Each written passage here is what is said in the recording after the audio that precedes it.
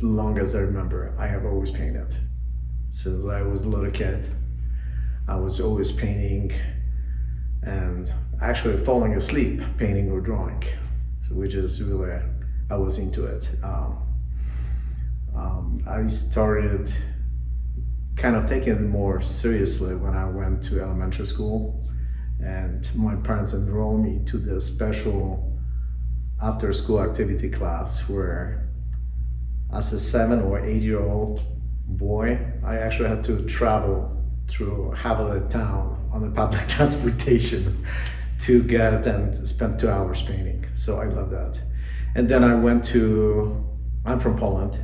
So then I went to art high school in Poland and for 2 years before I moved to US and to where I went to University of Utah, first to Skorut College, and then I went to University of Utah where I went into the art program, into painting. There's so many people, and I feel like going through the journey of being an artist, I kind of come across so many people, so supportive people. I'm always just blown away. The first person that always comes to my mind, is my parents. Those are the people that really supported me. But when I came to US, we were kind of like, it's all my family, we're not rich per se. So coming to University of Utah, there were some workshops. And one thing is, when I was driving here, that came up, that was very clear. There was a workshop in La Salle Mountains. And I remember whatever that was, $200-300. I just remember I could not afford to go to that workshop. And David Dornan, he said, we'll find a way to get you there. So he found a way. He found a way that I was part of it. And actually that workshop, that was a huge turning point in my life as a painter. Because till then, I was painting abstract paintings.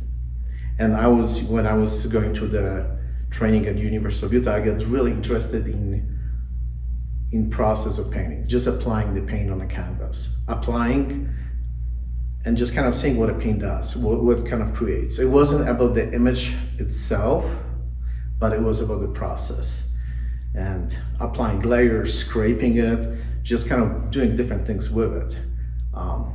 So kind of going away from all the realistic things that most people that I want to do at the very beginning of my career or being a kid, then into getting into just the process of painting and see how it feels when I'm applying something on the canvas. So during that workshop, I remember just being at front and doing plein air painting where I apply kind of what I knew from abstract paintings. There's applying the paint and scraping, but now I had to combine the landscape, something that was recognizable, with the process of painting. So that was huge. So anyway, David Dornan, and then another thing that was huge for me. So I remember my idea how I want to become an artist was when I was going to university through the program. I used to deliver pizzas, and I thought it was I'm painting, I will get in galleries, so I get in galleries, and but I was not selling. So my idea was, let's work, and at some point when I start selling, I will quit my job. And David Dornan, he said, Andrew, come to Helper, and I'll get you a studio, and you don't have to worry about anything. So I came here for, I don't remember if that was 2 or 3 months, and I painted every day. Just me and a canvas. There was no distraction, there was no noise, there was no work as I knew in Salt Lake, and I was just working. So, and after those 2 or 3 months, I went back home, and I just remember it's no matter what, I'm not going to be delivering pizzas anymore. And that's when things just kind of took off. So that was the really turning point in my life, artistic career. So everything just kind of took off from that point. So yeah, David Dornan, it's I had amazing teachers, Paul Davis, Tony Smith at the university. So I think all those different professors I had at the university, they had a huge impact on my artistic career, or the way I paint, the way I see everything. Kind of for me, what I found, initially, I have an idea what I want to do with painting. So then when I get in front of a canvas, I just, what works for me, I just get to let everything go, get out of my head, and just let things come up however they come up. Just let my ego stay outside of it, and just let it go. I will start playing different music. So I'll be kind of like in my zone. It's almost like, I feel like it's almost like meditation. And I'll be painting, and it was really interesting what I found out when I'm really truly in that zone, that time doesn't exist. I'll be painting sometimes in that 4 or 5 o'clock in the morning, and I see, it's like, wow, so you have a sunrise coming up. So it's really interesting to see that. So anyway, I'm in a zone. I'm just kind of just let things go by itself. And then the next day, I will just kind of come back and just kind of look at the painting. What have I done? What have I created? And I will analyze it. And afterwards, I will decide, and go back to the painting, make any changes I want to. To me, the painting is about the contrast. When I look at something, I want this to be visually interesting. So it's like, to have something interesting for myself when I look at the painting, there's got to be like a little bit of the absence, just kind of open space where everything is blurry, but then have a few defining moments, few details that will just pull me in. So that's kind of what I'm trying to do in my paintings. I don't try to make it too detailed or too open. So just kind of just play with that balance, that harmony in a painting.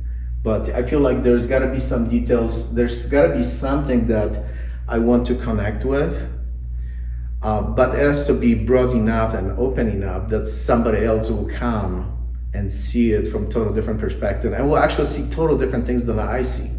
And to me, that's really interesting.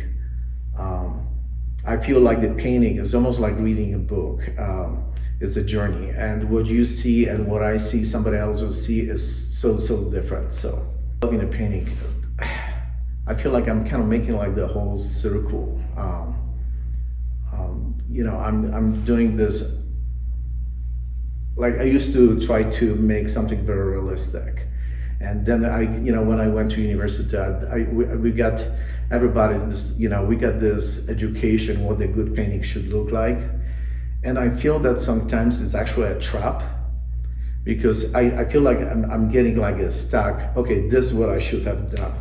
And I remember at some point where I could not paint for like a real long time. I could not paint for like 6 months. I kind of done a lot of paintings, and then I get stuck. So one thing is that I see is kind of letting that ego go, what the painting should look like, and actually just have fun. So I started doing the things recently that people don't expect from me. Playing with different layers, abstraction, and something that it just kind of, when I'm working with it, it just feels good. I feel like a kid again, versus trying to be an artist, good artist. Now, basically, I don't give a shit, It's like if somebody connects with it, that's awesome. But if somebody doesn't, then I'm totally fine with it too. From a technical point of view, you have to start with acrylic, then you can paint on with the oils on the top of that. Otherwise, you have the separation if you reverse the process. So, and the cool thing is with acrylics, they dry extremely quickly. So I can do a lot of layers, and I use different mediums in acrylics too to create those different transparencies. And then later on, I will apply oil paint or oil medium which brings the richness that acrylics don't have. So combining those two mediums, I feel like it's really very interesting to me to play with. Mm-hmm. Yeah. And again, it's one thing is with the paintings. Again, it's like I'm talking about applying the paint, the process of applying the paint.